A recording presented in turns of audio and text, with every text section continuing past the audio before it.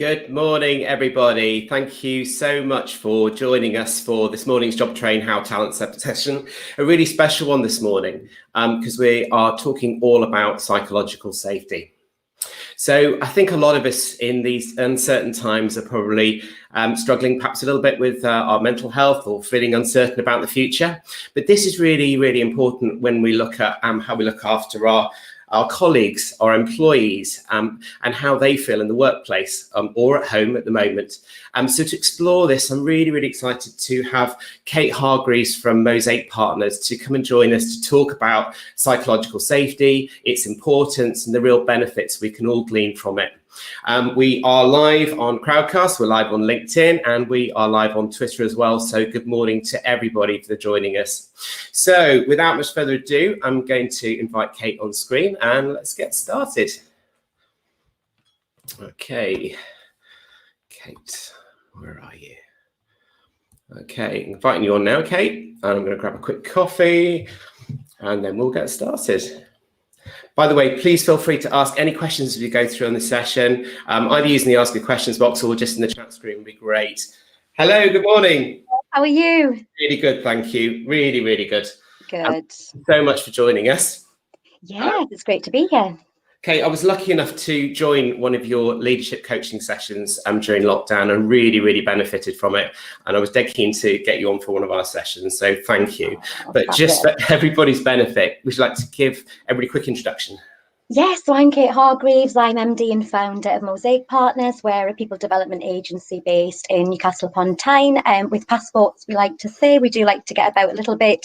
And our specialism is coaching, so leadership teams, leaders, all to improve cultures and behaviours. Great, thank you very much. So we had a chat a couple of weeks ago about how we might plan out the session, and you introduced the topic or the idea of talking about psychological safety. Yeah. So for everybody's benefit, what is psychological safety and why is it important? Oh, psychological safety is massive. It was a phrase that was first coined by Amy Edmondson, a Harvard behavioural scientist at Harvard, who coined the term.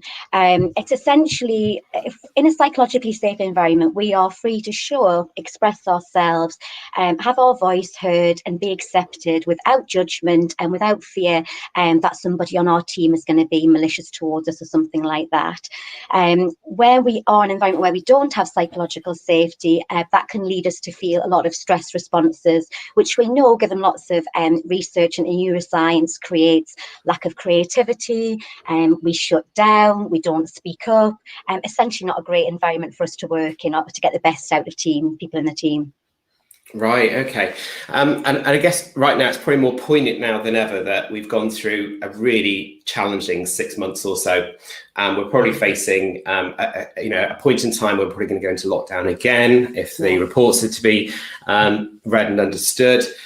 So in terms of, this situation which we find ourselves in right now, how can we ensure that our colleagues are feeling psychologically safe, especially when we're not connected in the physical sense?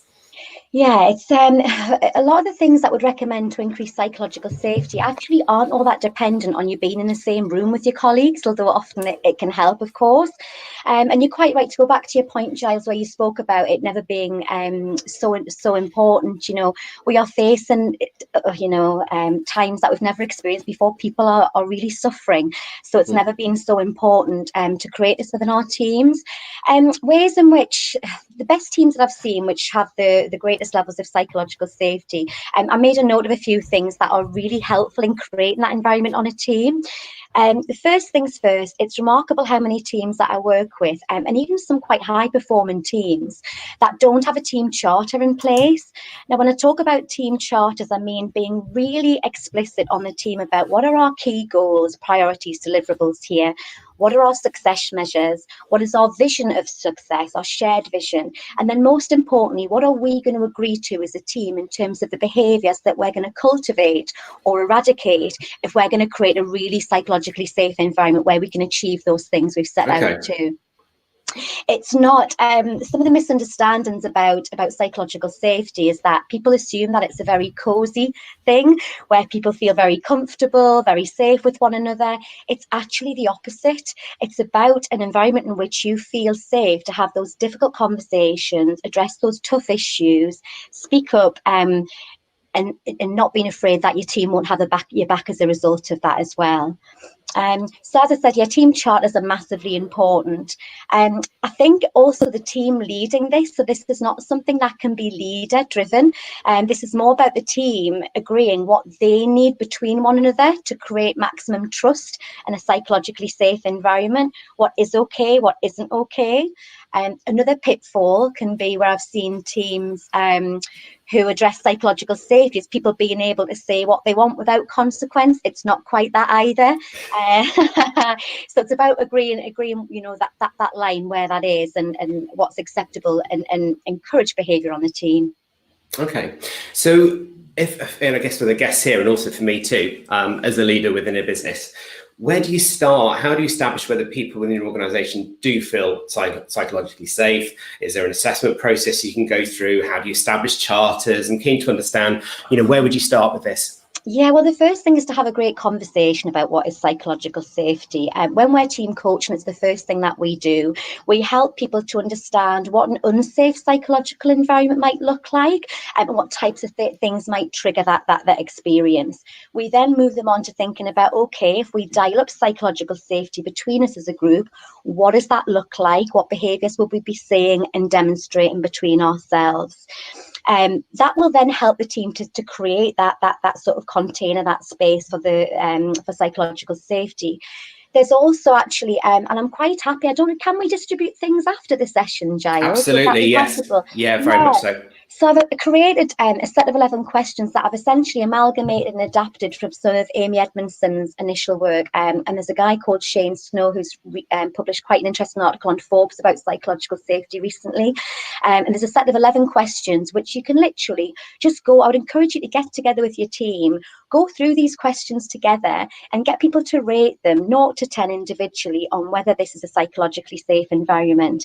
And even if the scores come back low, that's great, because that's a great point to start the conversation about why the score might be the way it is and what needs to take place, most importantly, to get that score up.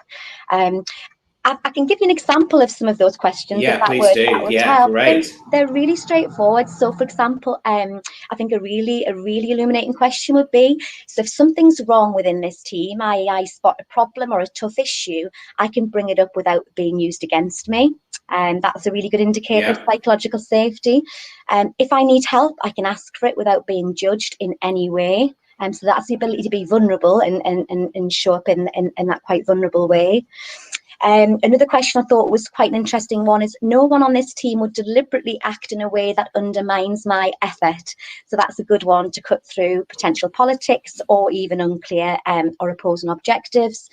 And the final one that I thought was quite interesting as well is, working with members of this team, my unique personality traits, skills and talents are valued and utilised. So they're four good ones, but I will send, if you like, I can issue the full 11 afterwards and people can take those and perhaps use those with the teams. Yeah, that'd be really good. So if you can imagine the scenario where we've posed the questions, we've got the feedback from our teams or as a business. What's the next step in terms of what do we then do with those responses? Obviously, I guess it's easy to ignore these things. And sometimes the feedback that we receive might be illuminating. It might even be a little bit sobering, perhaps. So once we've got that data, where do we go with it? Again, so the whole premise of a psychologically safe culture is to have these conversations. So actually, some of the results might be a bit difficult to look at, but that's okay. So it's about creating a space where actually these are not results to beat anybody over the head with, they're results to be interested in and explored and discussed. And again, that's over to the team rather than the leader to talk about those and for the team to lead that process. And then the ultimate question is, that overarches all of this, okay, what do we need to do as a team to make this a more psychologically safe environment? What are we signing up to together? And people having those great conversations. Okay, so then I guess we build that charter that you described. What does that normally look like, and how do you best sort of implement it, communicate it, and I guess, as ever with these types of projects, get buy-in from people? I think it's again about conversations and having a dialogue first of all. The way we do with it in teams is sometimes back in the old days, get people in a room together and go through a process. Again, I'm more than happy to share an activity that we give out with the teams that we work with, a process they can work through together. And again, Giles, that's really very unique to the team that's working with that. Some of them might choose to answer the questions individually, then come together. It may be that they want to go through the process together. That's down to them as a team, and again, that they can decide how they want to tackle that together. The best team charters are on one page. This is not a war and peace document with lots of rules and restrictions. It's more about the conversations, because as I said, most teams don't actually talk about their shared vision of success. It's just assumed. Even goals, even deliverables, often these conversations don't take place, and then you're working with a set of assumptions which can be difficult. Okay. So in your experience, when you have implemented this, what does that then look like in terms of how people respond to it, and what are the results from people feeling psychologically safe? Oh, so first question is the results from this is, and sorry, take me back to your first question. You said the results. I want to ask you first. What did you say first? So once you've implemented it, what does that then look like within an organisation, and then what are the typical results that we might expect from it? Great. So what that will look like is just something that people can sign up to. As I said, something on one page. When it's implemented well, it's embedded by the team members will call each other out on that and reward each other in response to that. So again, it's really important that they sign up to those. What are the things that we want to do more of and cultivate, and what are those things that we want to eradicate? And genuinely, when we call each other out on that, it's because we've signed up to the overall vision that we want to achieve, as opposed to it's something to beat each other with. When teams are able to work in this way, we know, and there's lots of empirical research that would show us that teams get more creative, they get more innovative, they have better relationships, and as a result of all that great stuff, team performance rises. So we know that. Also, it's a no-brainer from it. We know that employee well-being and health, this is massively important. This is more important to employee well-being than having lots of, which is all good stuff, manager check-ins and Zoom quizzes on a Friday, and but that kind of thing doesn't actually make a real difference to people. It's a psychologically safe environment where they know they can literally show up as themselves without judgment, ask the difficult question of their colleagues without being judged or disadvantaged in some way. Great. We've got a question from James here. How can leaders help themselves to be more comfortable in being uncomfortable? My sense is that leaders won't or don't ask the question for fear of the responses they'll receive. And this is about role model, leader as role model. And you know what? It's about being open and honest, and fronting that up with, actually, this is really uncomfortable for me too. Because when you do that as a leader, you create a space for other people to go, do you know what? This is really uncomfortable for me too, but I'm going to step into that. So it's bravery, it's vulnerability, and it's not easy. It's not always easy. Great. I've got another question here from Tamsin here. Thanks, Tamsin, for your question. When you have sub-teams within larger teams, can you create a team charter in isolation and still see the benefits? Oh, I would absolutely encourage that, because this is about your team deciding what's right for your team. It may be that the overarching deliverables are shared in a broader team or whatever, but there's always benefit in. And again, it's not about the physical document. It's not really about the charter at all. It's about the great conversations that you're having between one another in order to get there.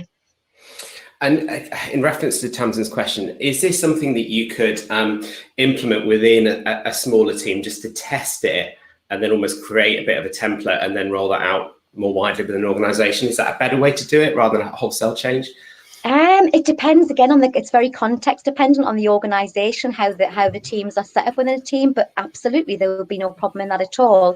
Again, it's about and this reminds me of viral change. That's how viral change works. Top down isn't always the way to go. Sometimes these little pockets of good practice can really diffuse some great stuff across the business. So yes, absolutely. Great. Okay. And in terms of other areas, in terms of its implementation, how have you seen sort of real success? And have you got sort of specific examples of success you've seen as a result of implementing this process and these charters? It's a journey, absolutely. A lot of the teams that we worked with have implemented team charters. When you can see it actually coming into life is when, as I said, team members are encouraging or challenging each other. It's also a moving feast because, as we know, things change. The most important thing is that teams are actually putting in this time off pitch, if you like, to have these conversations. And this is not a one-off event either. This is something that needs to be constantly revisited, and those conversations that need to keep happening across a period of time. We have seen teams whereby there's been reductions in conflict, but the right kind of conflict we see increased as well. As I said, there's nothing better when we walk into teams and we see them actually challenging each other and having difficult conversations and dealing with the tough issues. We know that's a psychologically safe environment. So you might actually see things like conflict go up a bit, and that's actually something to be welcomed as opposed to shied away from. It's quite a good point actually there about conflict, because I'm going to speak quite openly and personally. I think that conflict is something that I struggle with, but actually it can be quite a positive thing, can't it, in the right environment? Absolutely. And the word conflict, it has a lot of connotations itself, doesn't it? So it's about reframing that. And I keep using that. It's about a conversation. It's about a dialogue. And some of the organisations that I've worked with that have the most challenges in their organisational culture is where actually you don't see conflict. Actually, all looks very cosy and harmonious at this level. Often that's because people aren't feeling psychologically safe, and there's a lot of stuff under the woodwork sometimes when you get into those types of cultures. So healthy disagreement is absolutely to be welcomed, because it means you're safe enough to have those tough conversations. Great. Actually, Helen's just come up with a great question on the back of that. So do you have any boundary guidelines should some team members go rogue outside of the team charter? Great question. Thank you, Helen. Well, it depends on whether you want to snap it back from psychological safety or not. Actually, isn't that a great conversation to have on your team? So actually, what are we going to do, team, if somebody does one of these behaviours that we're wanting to eradicate? You can have real fun with it. I've seen people, have to get the drinks in or whatever if somebody does that. There's different types of things you can do. But yeah, again, that's about the team agreeing that, what are we going to do? How are we going to manage this ourselves? So doing this remotely, I imagine it's going to be a little bit of a challenge. So not many of us are going to be back in the physical office environment, at least for this year, possibly into next year as well. Absolutely. How can you best support this kind of environment remotely? Because that's where we are right now. It is. And again, these things can all be done remotely, as we are all having to work remotely. And it's about more way of being than actually, having to be in a room physically together. Again, reiterate, this is about dedicating the time to this. This is not one-off stuff. It's about starting the conversation and then continuing that conversation. Many organisations might, they might invest in a biannual team day or something like that, and it's just not enough. It's about carving out time where you literally can train off the pitch together and making sure that happens. Another great way to kind of embed this approach and lead this approach is the team leader actually seeing themselves as team coach. So getting people together, asking those great questions, facilitating the process, as opposed to trying to do it all themselves, which is what leaders do often, take a lot of this stuff on themselves. It's about putting to the team, how do we create this between ourselves? What do we want to do? How do we want to sign up to this? And getting together. Quite often you'll be on a team and you know what it's like. You might have your Monday morning check-in or whatever, but genuinely you're not having that connection. So it's building in that time and being consistent with it. Yeah, I think connection is something that we're all craving for at the moment a little bit more. We're doing it virtually, but it's not quite the same. Looking at a sort of more wider sense about well-being within an organisation, I think we've probably got a lot of people and a lot of us are fretting about different things. We've all got our experience and our own story of the Corona coaster, which you first coined that phrase on the session that we had, and I really liked it. How can we support our teams right now while they're working remotely and being considerate of people's individual circumstances? I think this is a really, really important question, Giles. We're working with some great organisations where actually they're using coaching as almost like an emergency intervention with some folk. It's important to recognise that people are genuinely struggling. A lot of the referrals we're seeing from client organisations that we're working with, this is not about them struggling with the job or if there being a problem at work.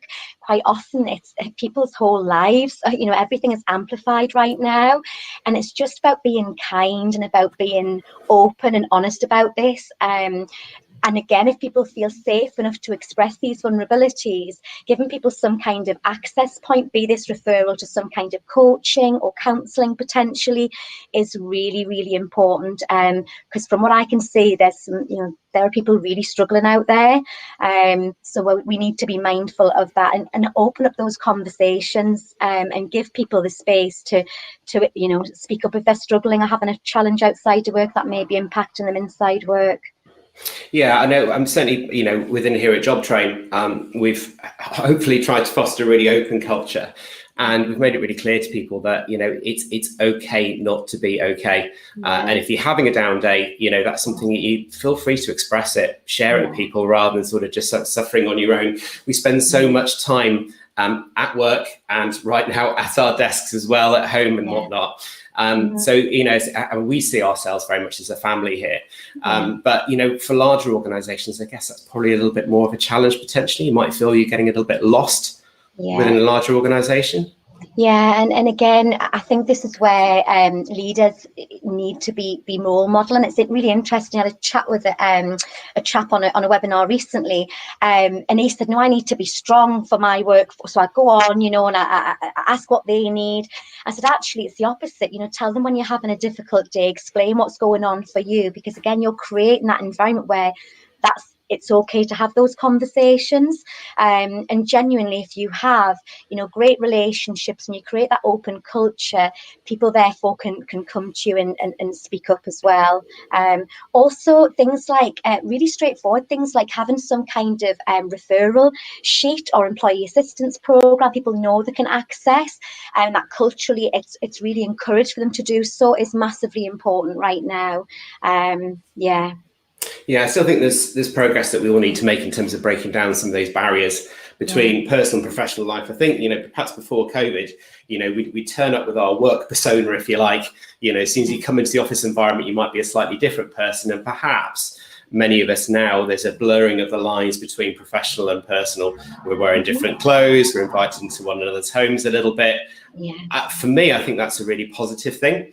We're getting to know one another on a human level a little bit more. Those phone calls are turned into video calls. We can see one another. We can see our expressions and things. But with that blurring of the lines, I think some people might feel a little bit uncomfortable. Perhaps they're exposing themselves a little bit too much on a personal level. Do you think that's right? It's really interesting. First thing we noticed, which is really interesting, is that we'd expected, obviously, the lack of connection, people to feel quite disconnected with one another.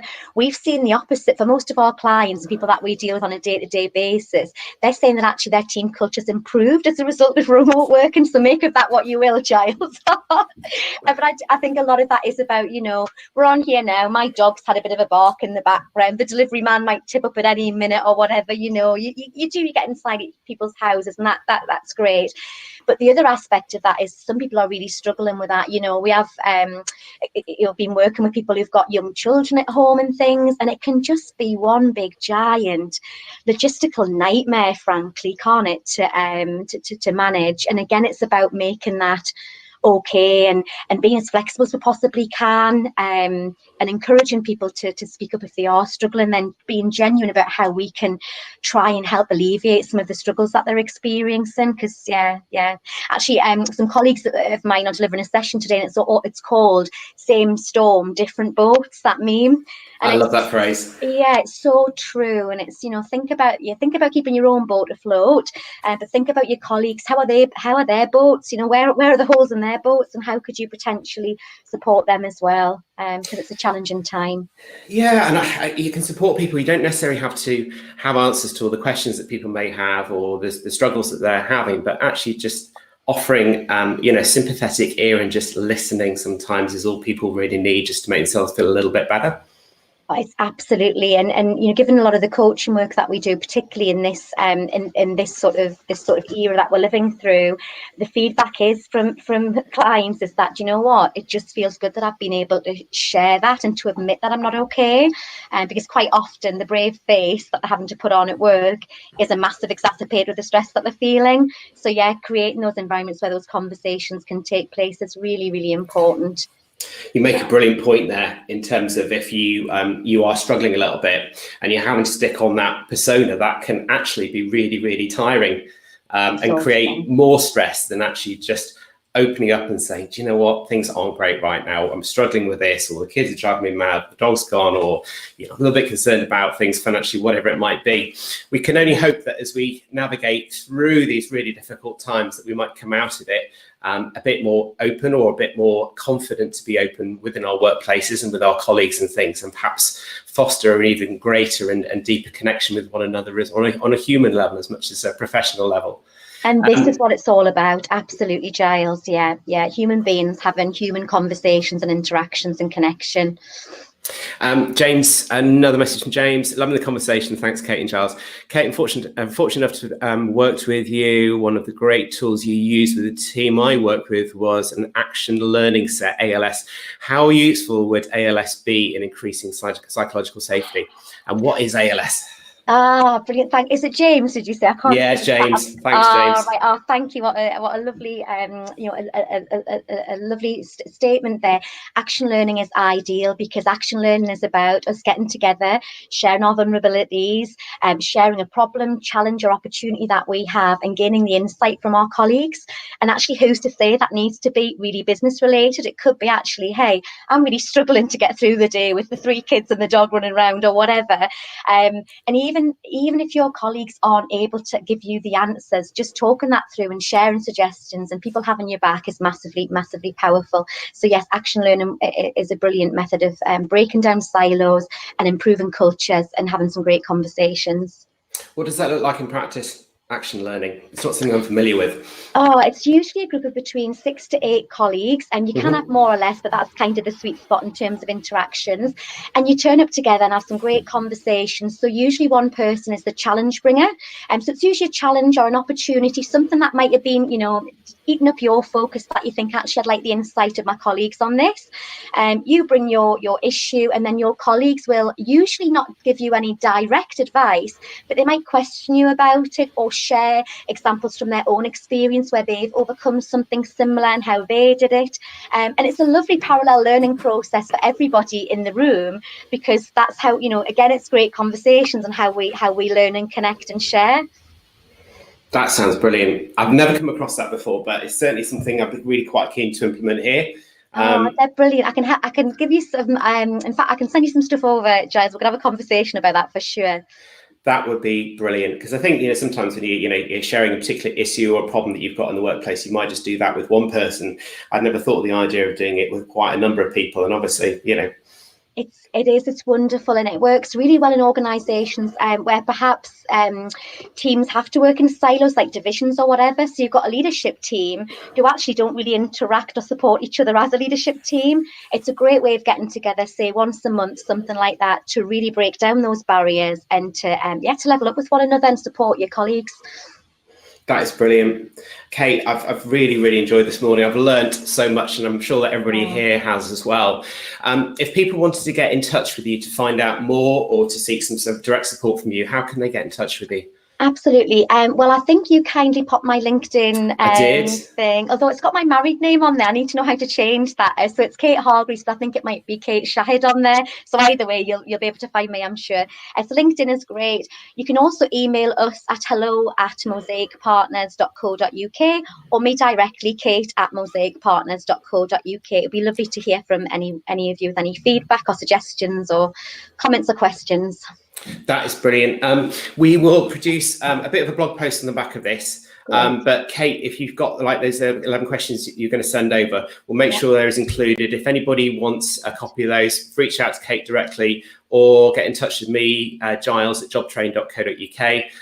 Yeah, what a great session. I've really enjoyed it. Wonderful. Thank you so much for your time. Thank you so much. Really enjoyed Giles. That's lovely. Oh, have a great rest of the day. Okay. Great. Thank you. Thank you, everybody, for joining us, and have a great week. And next week, I am back to talk about, well, I'm back in my my own comfort zone to talk about buying recruitment technology. Really pleased to be joined by Dave Alstow from Cree Communications for that session. So do come back next week. Until then, have a great rest of the week. Thank you.